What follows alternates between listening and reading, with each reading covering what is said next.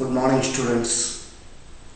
In the previous lesson, we studied Vanda. She was discriminated in her class and she could not tolerate her classmates mocking at her and often questioning to her that how many dresses she had.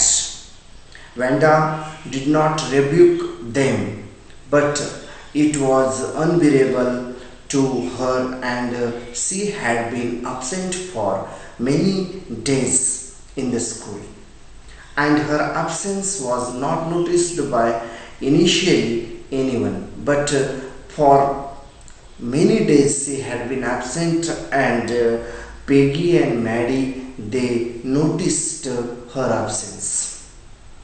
Then in the class, she used to sit with weak students, those who were learning slowly. But she was not a slow learner. She used to sit because her feet were caked with mud, and rarely she used to laugh at. She was very gentle, very silent, and never speaking to anything to anyone. But she was made fun of everyone. During the races, she was surrounded by many students, and all students made fun of her. And amongst them, Peggy and Maddie, these two girls, they made the fun of Vanda the most. Actually, like Vanda, too, Maddie was belonged to a poor family, but she was little bit very wise girl. She knew how to live, how to cope up with the situation. The only difference between Vanda and Maddie was Maddie did not live on the Boggins height. The location which struggled to meet basic facilities.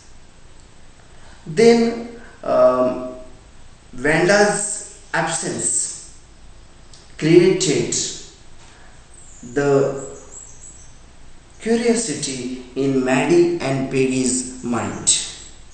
The teacher announced the contest for boys and girls. For girls, the announcement of dress designing, and for boys, motor designing. And in the boys' classroom, boys contest Jack Bagels. He won the contest, and for girls, very surprisingly, Vanda Petronsky, she won the prize. And it was quite shocking to everyone because everybody thought Peggy would win the contest, but the result was different, and hardly anyone submits one or two design. But here Vanda Petronsky, she submitted hundreds of dress designs, pictures of dress, and all were the most beautiful. Each one of deserved to win the prize. So in room 13, all dress designs, pictures which were made by Vanda were displayed in a line by teachers, and it was quite surprising to everyone. So we studied. Now in the second part, the 100 dresses part second. In this story, you see, the lesson gives us a moral lesson that we are human beings. We should not laugh at others. We are recognized by our talent and not by money, because money is temporary. You see, dear children, in this society we are recognized by our wealth, possessions, our richness. But very truly, we all human beings, we must have our recognition by our talent, our skills. She left the school. Vanda's father got her admitted into some other school. The girls Peggy and Maddie became very sad for Vanda. They wanted to say sorry to her, but Vanda had left her house with parents. They wrote a letter then, but they did not get any reply. After a long time, their teacher Miss Mason got a letter from Wanda. In that letter, she wrote that her dresses must be distributed among all the girls. Now Maddie and Peggy felt that Wanda loved them very much. They felt regret. You see, dear children, here in the second part, very first, Wanda and her brother left the school. Vanda, she was migrant, belonged to the Polish community, and in her school everyone made fun of her. So Vanda's father decided to leave the place, and they left the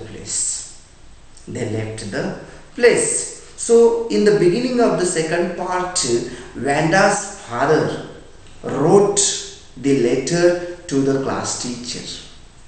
And in the letter, what did he mention? How did he write a letter? He writes, "Dear teacher, my Vanda will not come to your school anymore. Jekyll's. Now we move away to big city. No more holler Polak. No more ask why funny name. Plenty of funny name in the big city." Yours truly, Jan Petronsky.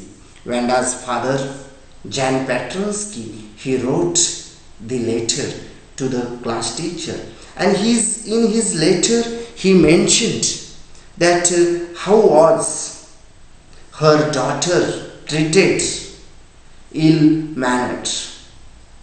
He wrote his feeling in his letter. And when the letter was read out in the classroom, there was a great, shocking, deep silence. Then Miss Mason, she told children that it was happened unknowingly, unwillingly, just for the sake of fun, but it was happened. And when it was read out in the classroom, then all children, they were very silent. Amongst them, Maddie and Peggy, they were very much shocking, and they could not understand. But you see, Peggy, she was belonged to a rich family. Then she was little bit frank child. She was not bad child, but her temperament was like that. Then she did not mind, but that was deeply pained to Maddie. And Maddie wanted to make understand Peggy that she should not have done that. So You see here Maddie's transformation. Maddie decided thereafter that she would not repeat that. She would never play a role in Peggy's prank. It was the decision of Maddie. Maddie's total transformation. And then Peggy and Maddie, they felt very much. So they decided that after schooling they would go to the Boggins Height and convince Wanda to not to leave the place. So after the school, Maddie and Peggy they went on the Boggins Heights, but there were no one in the Wanda's house. It was locked. It was locked. They went all around the Wanda's house, but they did not get anyone. And so, in due course of time, everything was settled. Then they wrote the letter to Wanda. They expressed the apology to Wanda, but later could not return, and it was not answered. But after many days on the Christmas day, the letter was from Wanda, and in that letter it was mentioned that all prizes, all those pictures should be distributed to those girls. And especially she mentioned in her letter about Maddie and Peggy, and she told that blue one and red one should be given to Peggy and Maddie. So it means Wanda forgave them. Wanda loved them too much, and everything was settled. So dear children, you see here discrimination. What is the consequence of discrimination? When we hate someone, when we make fun of anyone, naturally it pains to that person. As well as if we love someone, then naturally we feel, oh, our bonding gets increased. So dear children, you see it is the summary of this lesson. Okay, so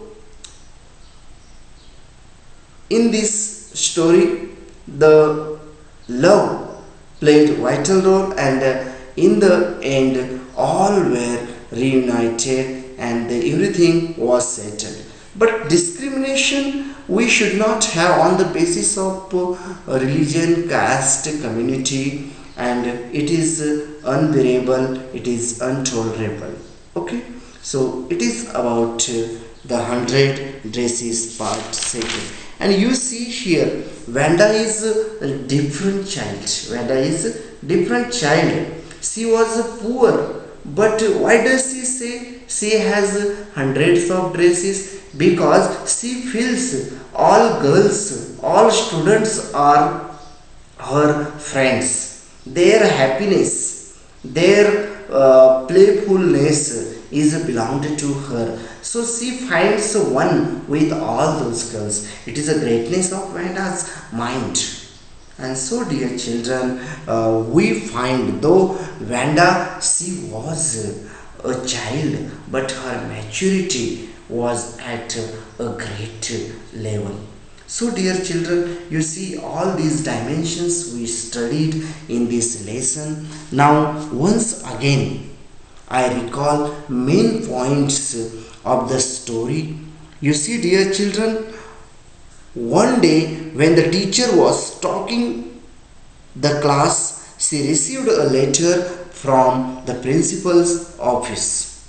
The letter was sent by Wanda's father informing that now Wanda would not come to school because of her insult. This news made Peggy and Maddie very sad. They decided to go to Wanda and said sorry for their behavior. But they could not find Wanda at her home. Now Peggy decided now to remain silent at others' insult. She would oppose even to her friend. They wrote a letter to Wanda about the contest. They did not get reply since a long time. She wished a happy Christmas to all and told to have her all dresses. Blue dress was for Maddie and green was for Peggy. When they saw the drawing, they got very much pleased. Now they came to know that Wanda liked from her TV. So it is the story. These are the main points of this story. So dear children, you listen to it. So once again, you see the 100 dresses part first and part second. It is very beautiful story, and here we learn we should discriminate anyone. Okay, that's all. Thank you.